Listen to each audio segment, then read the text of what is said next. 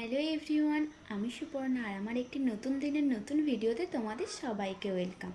তো আজকে আমি তোমাদের সাথে যেই দিনের ভিডিও শেয়ার করছি সেই দিন ছিল আমাদের বাড়ি অষ্টমপ্রহর নামযজ্ঞের প্রথম দিন। সকালবেলা পড়িয়ে আমি বাড়ি চলে এসেছি আর বাড়ি চলে আসার পরেই আমি ভিডিওটা কন্টিনিউ করেছিলাম। এর আগে কোনো ভিডিও করিনি, তার কারণ আমার একা একা ভিডিও করতে একটু ভালো লাগে না। তো আমি পড়িয়ে বাড়ি আসার সময় রায়কে বলেছিলাম যে তুই বাড়িতে গিয়ে ব্যাগটা রেখে মাকে বলে তারপর আমাদের বাড়ি আসিস। আমি বাড়ি আসার পর একটু আধটু ঘর গোছানোর পরেই দেখি ও বাড়িতে চলে এসে মানে আমাদের বাড়িতে চলে এসেছে। তো আমি বললাম চল তোকে নিয়ে ভিডিওটা শ্যুট করি, মানে তুই আমার পাশে থাকবি তো আমি সেইভাবে ভিডিওটা করতে পারবো, কারণ আমার না একা একা ভিডিও করতে একটু ভালো লাগে না। তো তারপর আমি তোমাদেরকে আমাদের মন্দিরটা দেখিয়ে দিলাম আর মন্দিরের ডেকোরেশনটা কত সুন্দর করে করেছে সেটাও তোমাদের সাথে শেয়ার করলাম। মন্দিরের ভেতরে যেই ঠাকুরটা তোমরা দেখতে পেলে সেটা ছিল রাধাকৃষ্ণের মূর্তি, মানে আমাদের বাড়িতে রাধাকৃষ্ণের মন্দির। তো ভেতরে যে ঠাকুরটা দেখতে পেলে ওটা না একটু পরে চেঞ্জ করে দেবে, মানে নতুন ঠাকুর আনবে।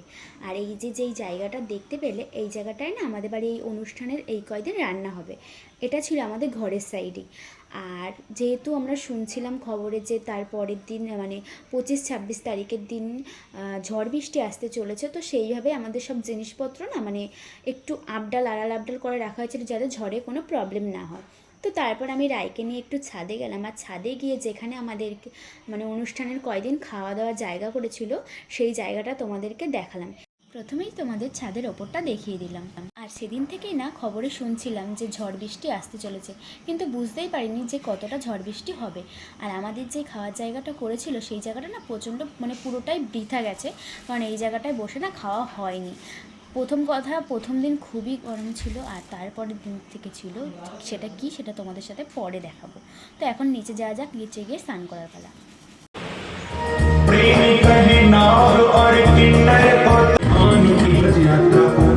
विश्राम देते हुए श्री वृंदावनेश्वरी श्री रासेश्वरी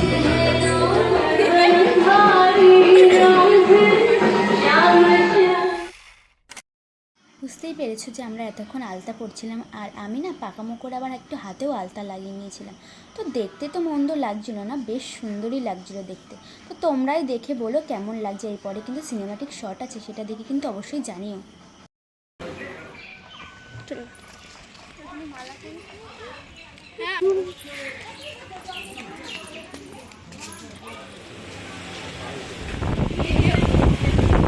হ্যাঁ, তার জন্য তো বললাম।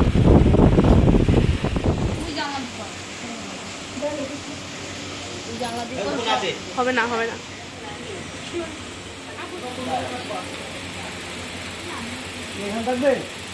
ঠাকুরের সামনে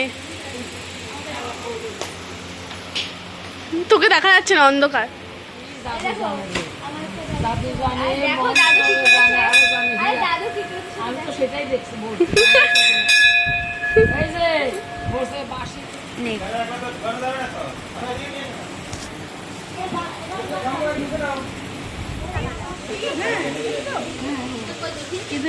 দেখি জানতাম না। দেখি মা একটু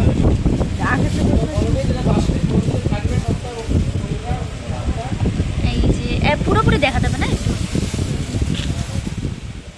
আর আমাদের ঠাকুর তো চলেই এসছে আর আমাদের নতুন ঠাকুরকে এখন ঠাম্মা বরণ করে নিচ্ছে। আর এরপরেই আমাদের জল ভরতে যাওয়ার পালা।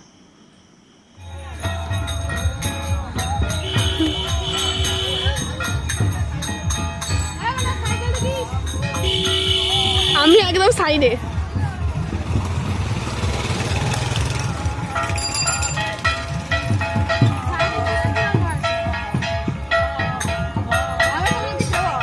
এটা দিদির ফোন।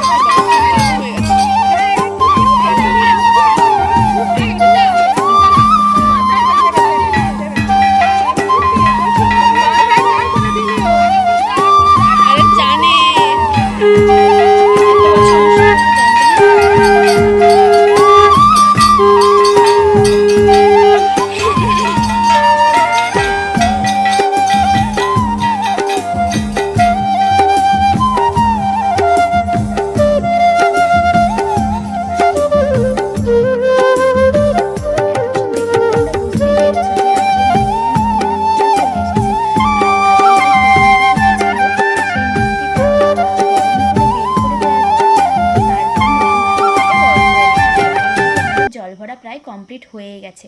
আর আমাদের জল ভরতে যেতে না অনেকটা লেট হয়ে গেছিলো, মানে সন্ধে সন্ধে হয়ে গেছিলো। তো তারপর বাড়ি এসে আমাদের উপর দায়িত্ব পড়ে মালা গাঁথার, আর আমরা এই কীর্তনের দলের জন্যই মালা গাঁথছিলাম।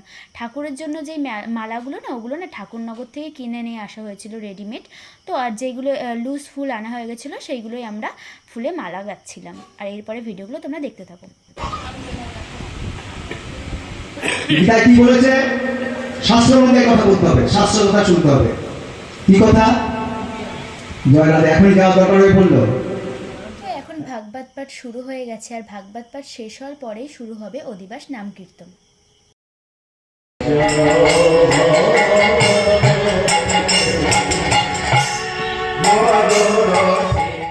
তো আমাদের তো এখন খাওয়া দাওয়া কমপ্লিট হয়ে গেছে, আর কীর্তনটাও প্রায় শেষ হয়ে গেছে।